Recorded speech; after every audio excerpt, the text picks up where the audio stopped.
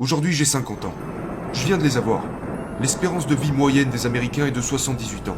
Et si je fais partie de cette moyenne, il me reste 28 ans à vivre. On parle seulement de nos relations avec les humains. Quelle est ta relation avec tes enfants? Quelle est ta relation avec ta femme, ton père, tes parents? Mais on ne parle jamais de notre relation avec l'argent et le temps. D'ici 100 ans, on aura tous disparu. Alors pourquoi je m'inquiéterais de ce que les gens pensent de moi? Quels que soient vos objectifs, vous devez y aller. Même quand les gens vous disent que vous n'y arriverez pas. Il y a 52 semaines par an. Quand tu décomposes les choses et que tu réalises, dans 30 ans, j'aurai 80 ans. C'est effrayant.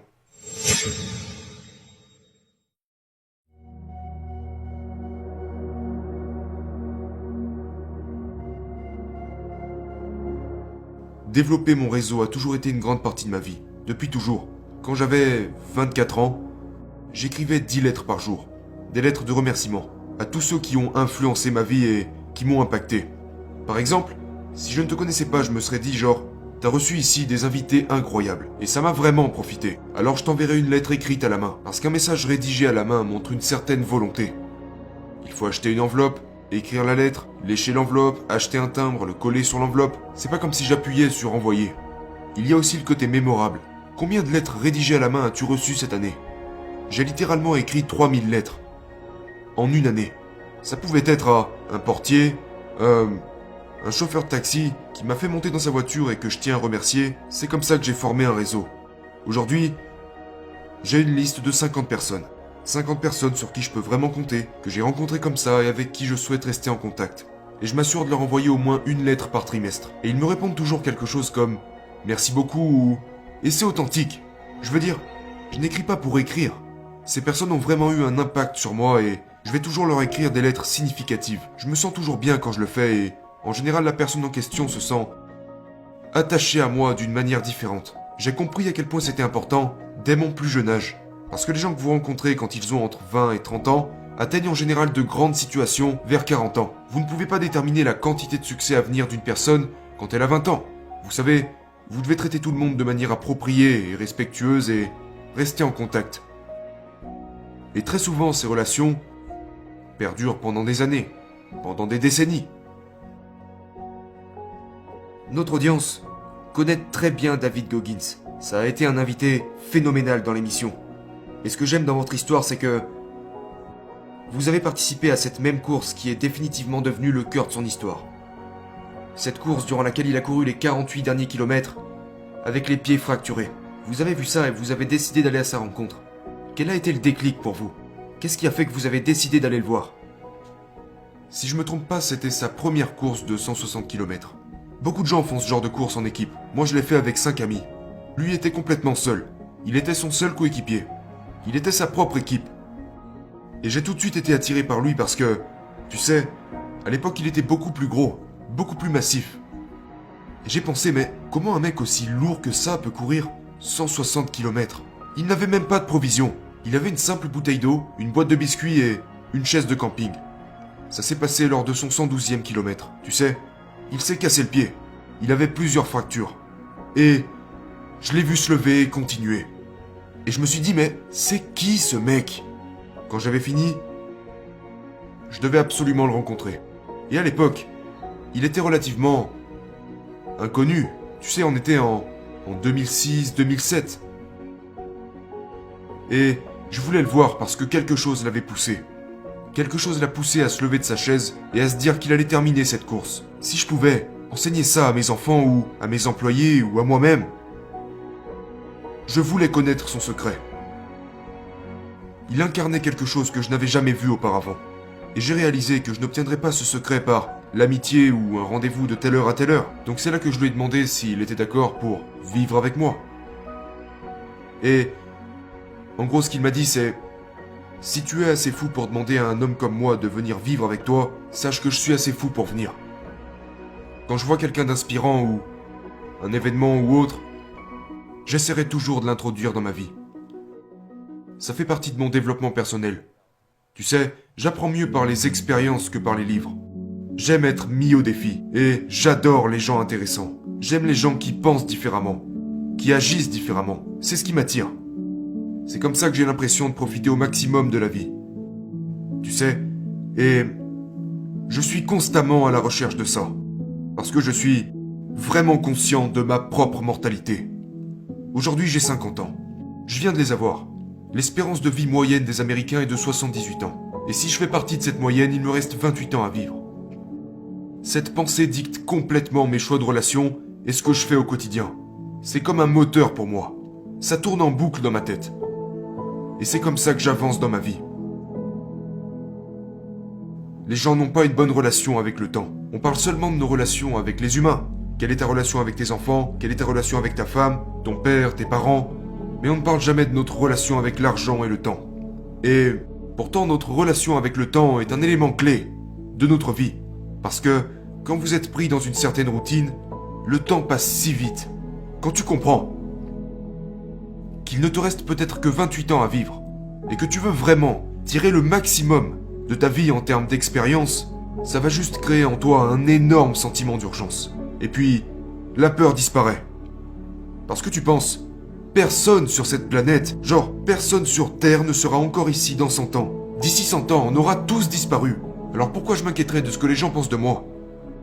Alors pourquoi je ne prendrais pas de risque? J'en suis tellement conscient maintenant. Il n'y a pas un seul jour qui passe sans que je me demande: ai-je vraiment tiré le meilleur parti de ma journée? Et suis-je vraiment conscient de ma mortalité? Et ça peut paraître ennuyant ou déprimant, mais ça ne l'est pas. Pour moi, c'est fascinant. C'est fascinant. J'associe toujours ça au fait de bâtir son CV de vie. Tu sais, nous passons tellement de temps à parler de notre CV de travail, qui est important. Mais je pense qu'il est tout aussi important, voire plus important, de bâtir son CV de vie. Parce que c'est vraiment un indicateur de qui vous êtes et de qui vous devenez. J'ai vécu dans un monastère avec 8 moines. 4 d'entre eux étaient là depuis 50 ans. Et 50 ans, ouais. J'y suis resté pendant 15 jours. Ce que j'ai appris là-bas, principalement, c'est vivre en toute simplicité. Juste comme eux. Et je pense que c'est quelque chose qui serait bénéfique à tout le monde. J'ai réalisé, immédiatement que, en fait, tu sais ce qui va te manquer. Tout d'abord, il y a ta famille, tes enfants, tes amis, et même une certaine forme de confort. Je ne voulais pas abandonner le confort que j'avais. Ce que j'ai remarqué aussi, c'était ce que j'avais l'habitude de faire dans ma vie de tous les jours. Combien de temps je perdais à m'inquiéter et à me préoccuper de choses qui n'étaient pas importantes.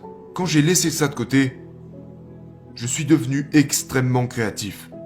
Et j'avais tellement d'énergie. Parce que les pensées, les soucis, tout ça est épuisant.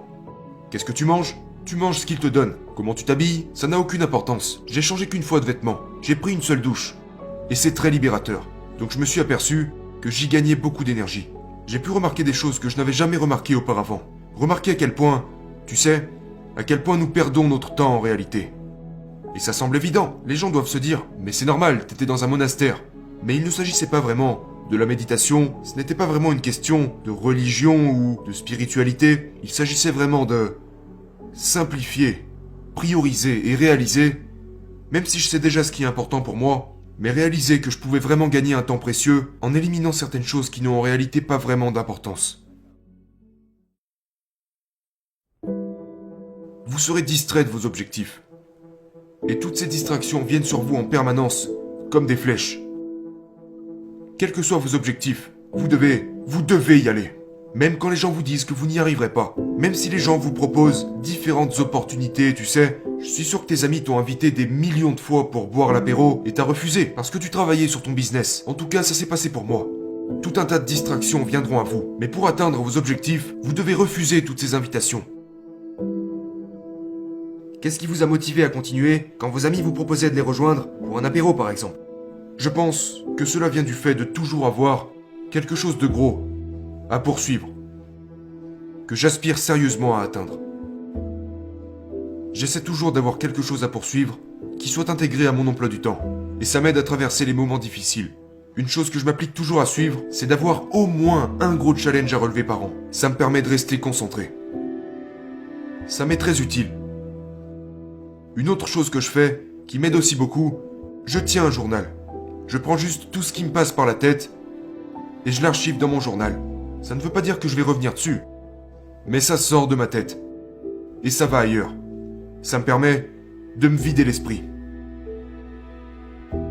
Mais seulement l'action de prendre tout ce qui est dans ta tête et de le mettre sur papier, l'évacuer, c'est vraiment libérateur et énergisant.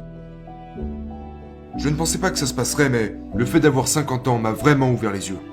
Et quand j'ai eu 25 ans, j'avais organisé une grande fête à New York à l'endroit où je vivais, et je voulais refaire ça. Et ma femme m'a dit, pense à toutes les choses que tu as accomplies au cours des 25 dernières années. Et j'étais là, j'apprécie tout ça. Mais comparé à... Je n'ai rien fait. Comparé à mon plein potentiel et à ce qu'il me reste à faire, tu vois. Et elle m'a dit, bon alors pense aux choses que tu aimerais faire au cours des 25 prochaines années. Quelles sont les choses que tu aimes faire? Et avec qui aimerais-tu les faire? Et pour moi c'est... la course à pied, les voyages, ceci, cela. Elle a dit, regarde, planifie autant de choses qu'il est possible d'en planifier avec les gens avec qui tu aimerais faire ces choses au cours des 25 prochaines années de ta vie. Ma mission aujourd'hui est d'accomplir toutes ces choses. Je réalise que c'est passé si vite et qu'il y a encore tellement de choses que j'aimerais faire. Et je suis conscient que mes 70 ans n'auront rien à voir avec mes 40 ou mes 50 ans. Il me reste 20 ans sur Terre. Et quand tu mets en perspective le nombre de week-ends qu'il te reste, il y a 52 semaines par an. Quand tu décomposes les choses et que tu réalises, dans 30 ans j'aurai 80 ans. C'est effrayant.